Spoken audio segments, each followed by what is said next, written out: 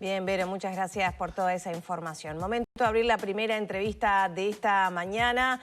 Les comentábamos más temprano que las mutualistas alertaron por un aumento de la demanda de prestaciones y también por un déficit de alrededor de 7 millones de dólares anuales por salud mental. Estos temas se los llevaron a la ministra de Salud Pública hace algunos días cuando se reunieron. Para conversar sobre esto recibimos a Daniel Porcaro, vocero de la Coordinadora Nacional de Instituciones de Asistencia Médica Colectiva. Bienvenido, ¿cómo anda? ¿Qué tal? Buenos días, muchas gracias. Gracias a usted por venir. Bueno, se reunieron el otro día con la ministra y le plantearon estos que yo mencionaba y otros temas. Para comenzar, ¿cuál es la situación actual de las mutualistas después de la pandemia en cuanto a demanda de servicios, etcétera? Bueno, tuvimos esa reunión con la ministra, fue la primera reunión formal que tuvimos con la ministra, habíamos tenido una informal antes para ponernos un poco a tono de la realidad actual del sistema mutual y lo que estamos percibiendo en cuanto a demanda asistencial. Luego de la pandemia, nosotros lo que estamos verificando es un aumento de la demanda asistencial de los usuarios, un cambio también en la intensidad de esa demanda. Básicamente, esa demanda se está verificando, lo primero que estamos viendo es a nivel de estudios diagnósticos, también de consumos de medicamentos. Tengan en cuenta de que esa es la primera parte de nuestro servicio asistencial. Es lo primero que usted cuando ingresa a la mutualista tiene una entrevista en policlínica y de ahí se derivan estudios. Lo que estamos viendo es que aumentaron obviamente las horas de policlínica luego de la pandemia porque teníamos una demanda atrasada, pero luego del rebote normal de la pandemia lo que estamos viendo es que no se ha llegado a los niveles que había de demanda asistencial antes de la pandemia del 2019, digamos, ¿no? Lo que estamos viendo es en promedio, en lo que son estudios diagnósticos, también en medicamentos, un aumento de alrededor del 15% en promedio de todos los estudios. Hay estudios que tienen mayor demanda todavía, que son los más conocidos, las tomografías, las ecografías, pero nosotros también tenemos ecodoppler, otra serie de estudios, todos en general han aumentado, el consumo de medicamentos también ha aumentado. Entonces, eso es lo que responde eso, a que la gente se preocupa más por su salud, que los médicos se cubren más también al recetar o, bueno, prescribir, digamos, estudios diagnósticos, o también que había patologías que quizás estaban latentes, no diagnosticadas antes de la pandemia y después de 2 años de prácticamente, si no tenías ninguna cuestión que te jorobara la vida, no fuiste al médico, ahora sí ya vas con una cosa más consolidada. En realidad son todos esos elementos que usted cita, ¿no? Son todos esos elementos. Hay uno que citó en segundo lugar, que es una nueva forma también de prestar los servicios, que es con mayor evidencia de estudios técnicos. Antes el médico de puerta o el médico de policlínica era más clínico, palpaba al paciente, tenía una conversación con el paciente que le llegaba a hacer una consulta. Ahora lo primero se empieza por la paraclínica, como dice usted. También pasa, como dice usted, que hay una mayor conciencia, creemos, por las encuestas que hemos tenido de los pacientes sobre el tema comorbilidades, ¿no? Por ejemplo, diabetes. Cuando estuvo en la pandemia, ese era un factor de riesgo adicional. Entonces hoy la gente está tendiendo a ser más precavida con ese tipo de patologías, que antes uno decía, bueno, convivo con ella y no tendrá consecuencias más que esta patología. Ahora se dio cuenta que podría agravar otras patologías que tuviera. O sea que son esos elementos que usted tiene. Estamos en proceso de estudio. En realidad este diálogo que estamos con la ministra lo estamos comenzando porque el Poder Ejecutivo también tiene iniciativas, porque está relevando cuáles son esas nuevas necesidades y tiene iniciativas para incorporar al PIAS, que son nuestra canasta de prestación. Ahora, Porcaro, usted habla de un incremento, de un aumento del 15% aproximadamente a nivel de estudios, seguramente en proporciones similares la cantidad de consultas, los diagnósticos que se hacen, la cantidad de medicamentos que se demanda. Respecto a esto, ¿cómo impactan las mutualistas? Porque eso es una realidad, si hay que hacer más estudios, se tiene otro tipo de gastos. ¿Los médicos y los técnicos son suficientes para hacer frente a ese tipo de demandas? Es una buena pregunta porque en realidad lo que sucede es que lo que nosotros hacemos tiene escasa flexibilidad, es decir, nosotros tenemos una infraestructura tanto de médicos... Prevista para una determinada cantidad de estudios. Exactamente. Entonces, La situación actual es el comienzo de una discusión que tiene que ser más profunda, más larga, más técnica y más política, y que seguramente se tenga que dar con la nueva administración sanitaria que haya. Nosotros estamos ahora en un periodo que va a ser pronto electoral y que van a empezar con otro tipo de debate. Yo creo que el debate de la salud va a tener que darse, y con una nueva administración vamos a tener que hablar de las nuevas formas que se prestan los servicios, de la intensidad de esos servicios y de la remuneración de los mismos. El planteo nuestro inicial ahora con la ministra fue que estábamos con algunos síntomas de mayor intensidad, que estábamos con temas que nos estaban presionando las finanzas y la liquidez de las instituciones, que teníamos que dar una discusión de fondo, pero que en el medio, antes de llegar a esa discusión de fondo, vamos a tener que tomar conjuntamente algunas medidas que nos permitan llegar a la discusión de fondo. ¿Medidas como cuáles? Bueno, quedó abierta la agenda. Lo que la ministra nos solicitó es que este diagnóstico que nosotros tenemos esté fundamentado. Nosotros ya hemos tenido conversaciones con los equipos técnicos de salud pública. Esto no es novedoso para los equipos técnicos de salud pública. Ellos están relevando, con la misma información que nosotros le proveemos, están relevando esto mismo que nosotros estamos anunciando. La ministra nos pidió el fundamento de esto técnico, las repercusiones, y que esbocemos algún tipo de solución. Nosotros ahora estamos en la parte técnica, vamos a pasar a la parte política interna de las mutualistas a ver cuáles serían alternativas, cómo llegar a una discusión final, pero pasando este periodo de mayor demanda asistencial, ¿no? Y en esta situación, ¿cuál es la situación financiera, el balance que ustedes hacen a nivel general? Sí.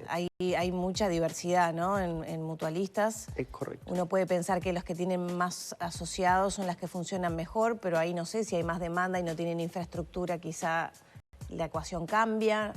Está muy bien. Yo voy a hablar en términos generales, no puedo hablar en términos particulares de instituciones, pero lo que es sintomático de esto que le estoy diciendo es que para mayo del 23, que es cuando tenemos consolidados los números de este año, instituciones que normalmente no tenían problemas de resultado operativo, recuerden que el resultado operativo es la comparación de los ingresos normales con los costos asistenciales, están teniendo resultados operativos negativos. Eso es novedoso para algunas instituciones, ¿no?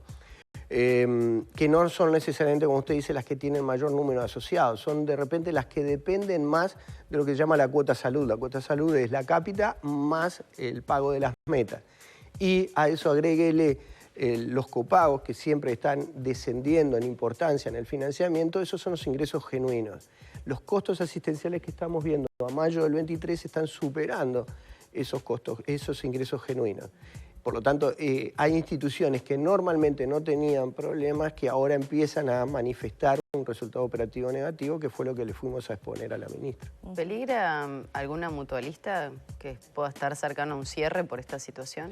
Digo, después de los antecedentes recientes que tenemos, ¿no? Es normal, es natural que usted haga esa pregunta, porque la herida de Casa de Galicia está muy reciente. La herida de Casa de Galicia es una herida que... Y sin solución para muchos trabajadores todavía. Está la realidad de los trabajadores, está la realidad del sistema en su conjunto, está también lo que a nivel de prestadores hemos tenido que salir a cubrir la demanda de esos asociados que tenía Casa Galicia. O sea que esa realidad está muy presente. Nosotros lo que queremos es con diálogo, que es un diálogo que hemos tenido, imagínense, muy intensamente con el Poder Ejecutivo durante la etapa de la pandemia, que nosotros no hayamos salido a prensa o no hayamos tenido un rol protagónico activo durante la pandemia, no quiere decir que hayamos tenido un intenso trabajo con salud pública, y pretendemos seguir en ese camino de diálogo.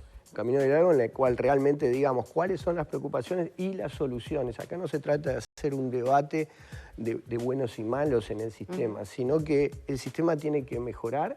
Nosotros sabemos que hay aspectos que tenemos que mejorar del sistema, pero que tienen que ver con los recursos que se vuelcan del sistema. Nosotros no somos ajenos de la realidad de las personas. ¿Está en riesgo alguna institución? Le vuelvo a decir, yo creo que en términos generales, ahora, hablando a tiempo, conversando a tiempo de las medidas, le diría que no. Bien. Si esto se alarga, se agravará la situación. Aumentará la fiebre de esas instituciones que le digo que tienen resultados negativos.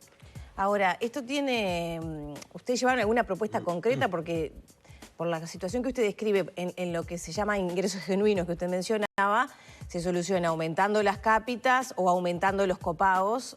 Ambas cosas pueden significar un aumento de los aportes que la población hace al FONASA. ¿Va por ahí? Bueno, en realidad el sistema se nutre de fondos, como usted dice, genuinos que vienen del FONASA y de los copagos. La política de copagos es una política de gobierno que nosotros hemos acompañado a lo largo de este tiempo de que los copagos sean moderados y a la baja. Lo que nosotros estamos discutiendo también con el Poder Ejecutivo es que hay algunos topes de copagos que tienen más o menos 6, 7, 10 años algunos de no actualización. No sabemos cuál va a ser el resultado de eso, pero es una realidad que va a haber que afrontar. Con respecto a los ingresos genuinos, la cápita es el ingreso más conocido. Para mover la cápita en montos se necesitan discusiones técnicas y políticas que no dan los tiempos. Pero recuerda también de que la cápita o el FONASA está complementado con fondos del Poder Ejecutivo, rentas generales. Ese es un financiamiento tan genuino como el monto de las cápitas que pagan la ¿Y hay un cálculo de qué inyección precisaría el sistema? Por lo pronto ahora lo que estamos estudiando es que precisamente estas instituciones que yo le decía que están teniendo problemas por primera vez, cubrir los problemas de esas instituciones, que no son todas. En principio estaría por ahí la solución. Mejorar los tiempos de espera entonces que se vienen incumpliendo en muchas de las mutualistas es prácticamente una utopía en este contexto. Los tiempos de espera es la consecuencia de un montón de regulaciones que existe. Este es un sistema muy regulado, está muy bien que sea regulado, pero fíjese que es consecuencia de la infraestructura que nosotros tenemos, un aumento de demanda asistencial. También nosotros en el último Consejo de Salarios convenimos con los médicos volver al régimen de 4 pacientes por hora, lo cual eso presiona también las listas de espera. Los médicos han reclamado mayor tiempo de atención, se volvió un régimen que habíamos convenido anterior a la pandemia y eso... todo ese cúmulo de factores es que deriva en los tiempos de espera. Los principales preocupados de los tiempos de espera somos nosotros. Todos tenemos algún familiar, algún amigo que tiene algún problema de salud y que ve que los tiempos de espera no son los adecuados. También tenemos que ser conscientes de que los tiempos de respuesta de nuestro sistema, tanto a nivel ambulatorio como a nivel quirúrgico y de hospitalización, son tiempos de espera que comparados con el mundo son muy buenos. Lo que pasa es que nosotros estamos acostumbrados también a una respuesta médica que no es usual en el mundo. ¿Por qué? Porque el sistema está integrado de tal manera que da respuesta. Claro, hay esperas de 2, 3 meses en algunos especialistas cuando aparentemente la norma señala que máximo un mes. Claro, y a veces son patologías que requieren cierta atención, ¿no? Yo comprendo perfectamente lo que usted dice. No, puedo hablar de tiempos que son como muy buenos, a veces... No, claro, pero a ver, los tiempos que están reglamentados por el Ministerio de Salud Pública comparados con el resto del mundo son muy buenos, eso es lo que le quise decir. Que haya situaciones en las cuales los tiempos de espera no son los adecuados, también le reconozco que puede suceder y que sucede. También le tengo que manifestar de que los tiempos de espera son tiempos de espera que a veces el paciente necesita o requiere con un especialista en particular, o que es el especialista más demandado, que tiene no un siempre. número... A ver, lo que nosotros estamos obligados es a prestar la atención en los tiempos que usted dice con el primer especialista disponible. Y eso lo cumplimos. Si hay alguna institución que no lo cumple, será fiscalizada por el Ministerio de Salud Pública, sancionada, etc. ¿Han tenido denuncias de pacientes en ese sentido, de usuarios? Claro, sí, hay denuncias. Acá hay dos instancias. Está la instancia en la cual el paciente es atendido por atención al usuario de la institución, se le trata de dar la solución. Y otra ante el otras van Ministerio. directamente ante el Ministerio. En el Ministerio se tratan en la JUNASA, yo soy representante de las instituciones en la JUNASA, pero yo le diría que lo que llega al Ministerio y lo que está sin resolver a nivel de las instituciones es una ínfima parte del total de las prestaciones que nosotros damos. ¿Qué pasa con el programa de salud mental que se piensa instalar a partir de esta rendición de cuentas? ¿En qué medida entienden las mutualistas que puede tener también un impacto a nivel financiero, a nivel económico, sobre todo ya por lo que se viene acarreando, ¿no? Medicamentos que se tienen que otorgar, especialistas. Sí, exacto. Una de las prestaciones que el Poder Ejecutivo tiene la iniciativa de integrar en este año a las prestaciones es precisamente salud mental, es la que se ha debatido a nivel público el alcance de eso.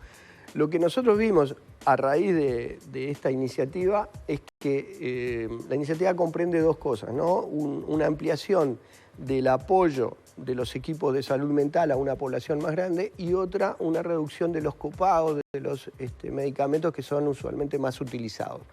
Eso fue lo que se nos manifestó en su momento. Dado esto, las instituciones hicimos un cálculo de cuál era el financiamiento actual para las prestaciones actuales que brindamos actualmente. Y realmente a mí el resultado me sorprendió porque dio un resultado de déficit para todo el sistema de Uruguay, instituciones en el interior y de Montevideo, de 7 millones de dólares, que fue lo que hablamos con la ministra. Dejamos nuestros cálculos a disposición de los equipos técnicos, pues podemos equivocarnos, porque me llamó mucho la atención la cifra final, porque está en debate a nivel del Parlamento el alcance de estas prestaciones y el costo que van a tener. Por lo tanto, el mensaje frente a la ministra fue: tenemos este problema actual, las incorporaciones que se hagan de medicamentos y ampliación de apoyo que estén debidamente financiadas, y el resto de las intenciones que tiene de incorporación que estén adecuadamente financiadas. Y en ese sentido la ministra nos dio la total seguridad de que ahora en este momento está en economía toda la canasta de prestaciones analizando la disponibilidad de fondos, cuáles van a ser las condiciones de otorgamiento de esas prestaciones, y nos van a devolver eso en la JUNASA para que nosotros tengamos en un plazo de 30 días que devolver nuestra opinión. ¿Habría prestaciones que en este contexto no estarían en condiciones de disponer, por ejemplo, si no viene la financiación adecuada? A ver, lo que debería hacer es que todas las prestaciones que se incorporen al PIAS estén debidamente financiadas, debidamente descritas la necesidad sanitaria y las condiciones de otorgamiento de esas prestaciones. Eso es lo que son los documentos que tiene que elaborar el Ministerio. Todavía no están terminados, nosotros lo que tenemos son solamente anuncios de esas prestaciones, no las puedo hacer públicas, las tiene que hacer públicas el Ministerio, obviamente. Y lo que algunas han trascendido, ¿no? En salud mental, o por ejemplo los cambios en los exámenes de PAP y test de HPV. Algunas han trascendido, no por nosotros.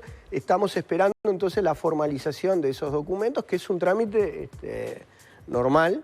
Vendrá la JUNASA, lo analizaremos y daremos respuesta. Tras reunirse con la ministra, también comunicaron a la prensa las dificultades que tienen para aplicar el nuevo sistema de certificación que también desde el BPS ya se ha anunciado. ¿Por qué no pueden? Parece ser que es solo una cuestión de mails, de computadoras. ¿Por qué las mutualistas no están en condiciones de aplicar el nuevo sistema? En realidad esta es una discusión que tiene dos vertientes. Una vertiente técnica, tecnológica, mejor dicho, de manera de que los sistemas de las instituciones sean operativos con el sistema de administración de el procedimiento de licencias médicas que tiene que otorgar el BPS, pero del cual, de la parte administrativa y sanitaria, somos encargados nosotros con un compromiso que asumimos en el contrato de gestión vigente. Las condiciones de las certificaciones están cambiando ahora para que el BPS sea más eficaz en la administración de eso y, de alguna manera, con nuestra intervención y otras posibilidades, se pueda bajar el gasto total en certificaciones médicas que se considera excesivo. Lo que sucede, y hace ya un tiempo, es que la heterogeneidad de los sistemas, de las instituciones en cuanto a la historia clínica electrónica, recuerde que las certificaciones médicas laborales tienen que estar incorporadas en la historia clínica electrónica, es muy heterogénea la situación de las empresas. Y es heterogénea porque eso requiere de fondos de largo plazo de financiamiento para el esfuerzo tecnológico que tienen que hacer las empresas, que ha sido dispar. No todas tienen la misma capacidad de financiamiento. Y el segundo tema es que los sistemas del BPS tampoco están funcionando de una manera adecuada para dar respuesta, aunque nosotros tuviéramos la capacidad de respuesta en la historia clínica electrónica. Esa es la parte tecnológica. Pero después hay una parte política. Y en la parte política, lo que nosotros hemos manifestado ya hace casi un año al BPS, es que las condiciones actuales son diferentes a las condiciones que nosotros firmamos en el contrato de gestión, que deberíamos revisar ese contrato de gestión y establecer una remuneración por cada historia clínica, por cada certificación realizada por las empresas.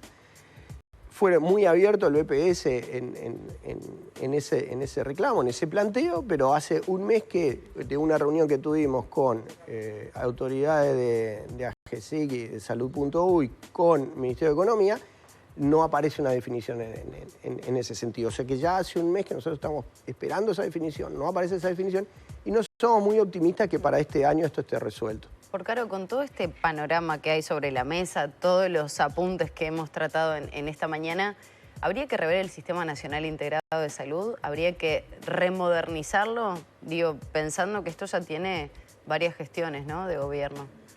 Sí, yo no tengo duda, hablando como asesor, yo no tengo duda de que merece una adecuación o una rediscusión de las bases del sistema. Este sistema fue creado en el 2007, como bien dice usted, no ha tenido revisiones profundas, que las tenemos que hacer porque la población ha cambiado, la demanda sanitaria de la población ha cambiado, la forma de prestación de los servicios ha cambiado. Yo no soy médico, no puedo abundar en eso, pero cada vez que hablo con quienes gestionan las instituciones nos dicen, un ejemplo muy sencillo, antes usted tenía una endoscopía, cuando empezaron los procesos endoscópicos, que eran sin sedación, o muy pocas tenían sedación. Ahora es al revés, todas tienen sedación y necesitan de un anestesista para que se haga un estudio diagnóstico. Y, por ejemplo, en traumatología hay muchísimos avances donde las prestaciones son diferentes y más caras. Entonces, tenemos que revisar las necesidades de la población, tenemos que revisar las variables que determinan la cápita, tenemos que revisar